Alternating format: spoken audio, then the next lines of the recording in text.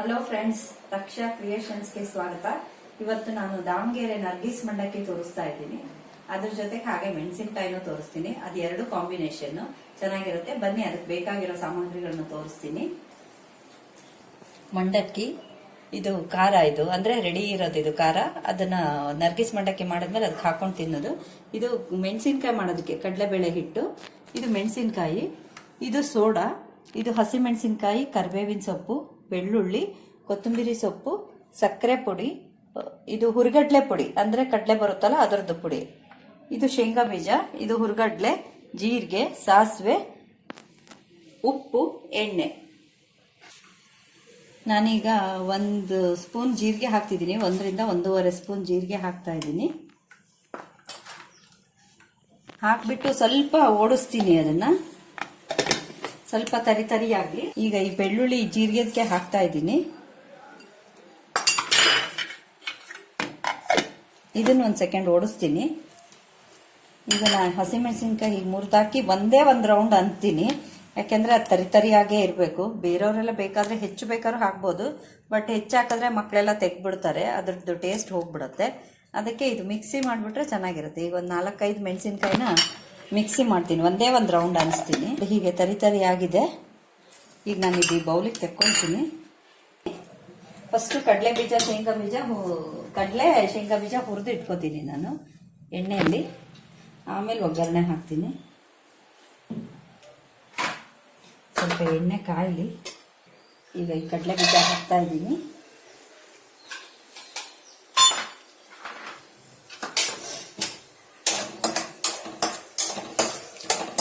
ಇನ್ನೊಂದು 2 ನಿಮಿಷ ಆದಮೇಲೆ ಹುರಿಗಡ್ಲೆ ಹಾಕ್ತೀನಿ.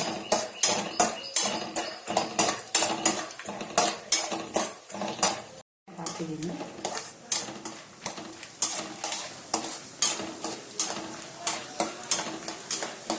ಈಗ ಇದು ಆಫ್ ಮಾಡಿ ಇದನ್ನು ತೆಗಿತೀನಿ. ಇದಕ್ಕೆ ಎಣ್ಣೆ ಹಾಕ್ತಾ ಇದ್ದೀನಿ. ಸಾಕು. ಆ ಕಡಲೆ ಬೀಜ ಶೇಂಗಾ ಬೀಜದಲ್ಲೂ ಇರುತ್ತೆ. ಈಗ ಇದು ಕಾಯಿಲಿ.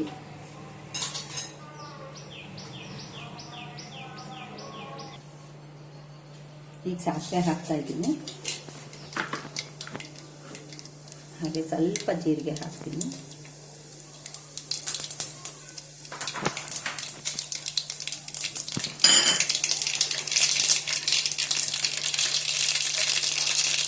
ಹಾಗೆ ಕರಿಬೇವಿನ ಸೊಪ್ಪನ್ನ ಕೈಯಲ್ಲೇ ಮುರಿದ್ಬಿಟ್ಟು ಹಾಕ್ತಾ ಇದ್ದೀನಿ.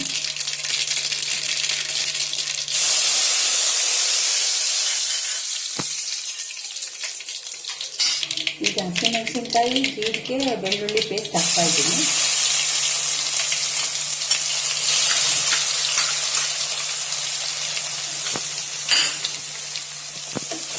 ಇದು ಚೆನ್ನಾಗಿ ಎಣ್ಣೆಯಲ್ಲಿ ಇದು ಚೆನ್ನಾಗಿ ಹುರಿಬೇಕು. ಅದು ಹಸಿ ಇದೆಲ್ಲ ಕರಗಿ ಇದಾಗಬೇಕು, ಯಾಕೆಂದ್ರೆ ಮೆತ್ತಗಾಗ್ಬಿಡುತ್ತೆ. ಎಣ್ಣೆಲ್ಲೇ ಕರಿಬೇಕು ಇದು.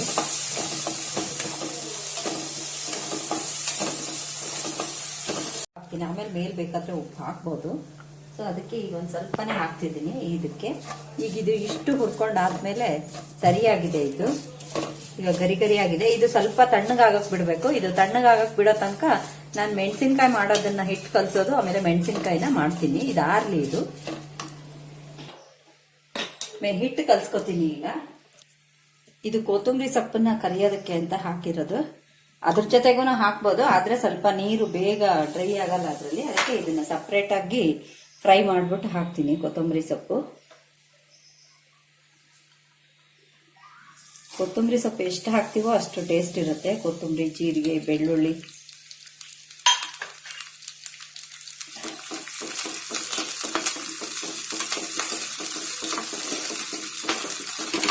ಇದು ನೀರು ಹೋಗಿ ಡ್ರೈ ಆಗೋವರೆಗೂ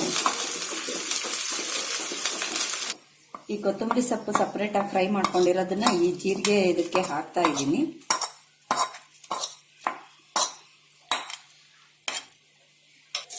ಈಗ ಇದನ್ನ ಮಿಕ್ಸ್ ಮಾಡ್ತೀನಿ. ಈಗ ಸರಿಯಾಗಿದೆ.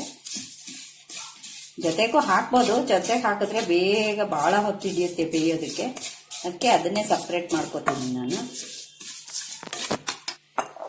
ಈಗಿದು ಒಂದು ಅರ್ಧ ಬಟ್ಲು ಕಡಲೆಬೇಳೆ ಹಿಟ್ಟು ತೊಗೊಂಡಿದ್ದೀನಿ. ಸ್ವಲ್ಪ ಜೀರಿಗೆ ಹಾಕ್ತೀನಿ. ಇದಕ್ಕೆ ರುಚಿಗೆ ತಕ್ಕಷ್ಟು ಉಪ್ಪು ಹಾಕ್ತೀನಿ. ಹಾಗೆ ಸ್ವಲ್ಪ ಸೋಡಾ ಹಾಕ್ತೀನಿ. ಇದನ್ನು ಈಗ ನೀರು ಹಾಕ್ಬಿಟ್ಟು ಕಲಗಿಸ್ತೀನಿ. ಎಣ್ಣೆ ಕಾಯೋಷ್ಟೊತ್ತಿಗೆ ಇದು ನೆನೆಯುತ್ತೆ. ಅಷ್ಟೊತ್ತಿಗೆ ಅದು ಒಗ್ಗರಣೆ ಆರುತ್ತೆ. ಆವಾಗ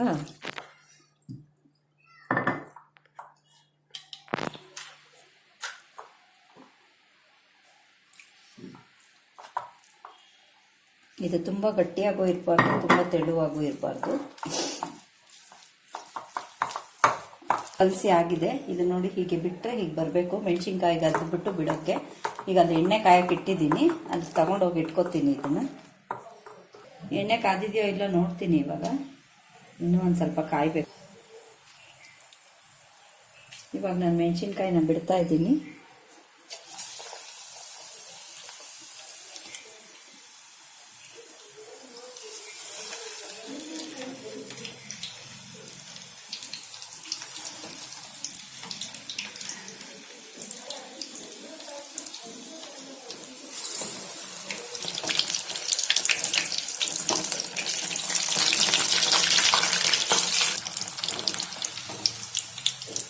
ಇನ್ನೊಂದು ಸ್ವಲ್ಪ ಬೇಯಬೇಕು.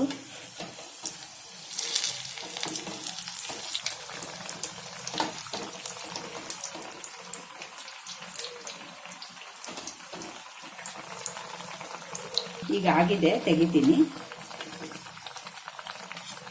ಮಧ್ಯಾಹ್ನ ಓಪನ್ ಮಾಡಿದ್ರೆ ಚೆನ್ನಾಗಿ ಬೇಯ್ತು.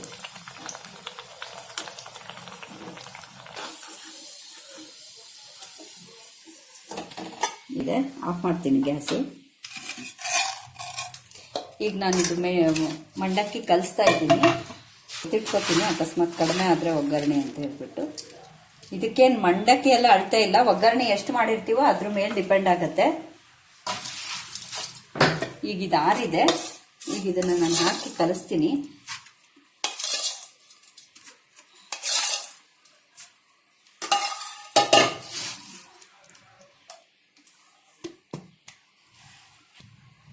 ಅರಿಶಿಣ ಪುಡಿ ಹಾಕಿದ್ದೀನಿ. ಅದರಲ್ಲೇ ಹಾಕಿಬಿಟ್ರೆ ಕೆಂಪು ಹೊತ್ತು ಬಿಟ್ಬಿಡುತ್ತೆ. ಅದಕ್ಕೆ ಮೇಲೇನೆ ಹಾಕಿದ್ದೀನಿ. ಇದು ಅರಿಶಿನ ಎಷ್ಟು ಬೇಕೋ ಅಷ್ಟು ಬಿಸಿ ಇದರಲ್ಲೇ ಹಾಕ್ಕೋಬೇಕು. ನನಗೆ ಇನ್ನೊಂದು ಸ್ವಲ್ಪ ಹಿಡಿಯುತ್ತೆ, ಹಾಕ್ತೀನಿ. ಈಗ ಇದು ಒಗ್ಗರಣೆ ಸ್ವಲ್ಪ ಉಳಿದಿದೆಯಲ್ಲ, ಈಗ ಇದರಲ್ಲಿ ಹಾಕಿಬಿಟ್ಟು ಕಲಿಸ್ತೀನಿ. ಅದರಲ್ಲೂ ಹಾಕ್ಬೋದು ಮಂಡಕ್ಕಿದ್ರೊಳಗೆ. ನಾನು ಇದರಲ್ಲೇ ಒಗ್ಗರಣೆ ಇದೆಯಲ್ಲ ಇನ್ನು, ಇದಕ್ಕೆ ಹಾಕಿ ಕಲಿಸ್ತಾ ಇದ್ದೀನಿ. ಅದು ಹಾಕಿಬಿಟ್ರೆ ಕರ್ರೋಗಿ ಹೊತ್ತು ಬಿಡುತ್ತೆ. ಅದು ಹೊತ್ತಿದ ಟೇಸ್ಟ್ ಚೆನ್ನಾಗಿರಲ್ಲ. ಈಗ ನಾನು ಕೈಯಾಡಿಸ್ತೀನಿ. ನೋಡಿ ಈಗ ಹಳದಿ ಬರ್ತಾ ಇದೆ. ಹೊತ್ತಿದ ಹಾಗೆ ಕಾಣಿಸ್ತಾ ಇಲ್ಲ. ಮಂಡಕ್ಕಿನೂ ಗರಿ ಗರಿಯಾಗಿದೆ. ಇದಿಷ್ಟು ಮಂಡಕ್ಕಿ ಹಿಡಿಯುತ್ತೆ.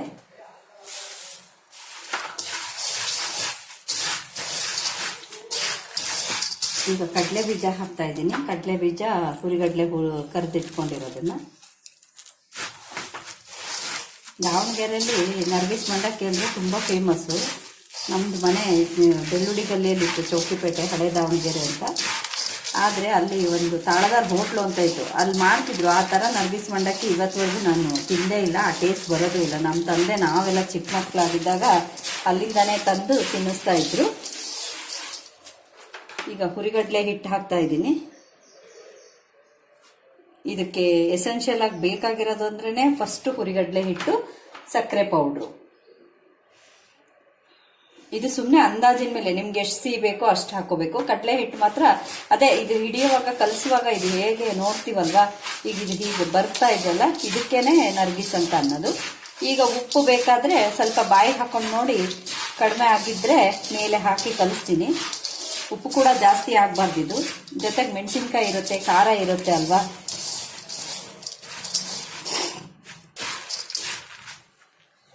ಈಗ ಇನ್ನು ಸ್ವಲ್ಪ ಉಪ್ಪು ಬೇಕಾಗತ್ತೆ, ಹಾಕ್ತೀನಿ.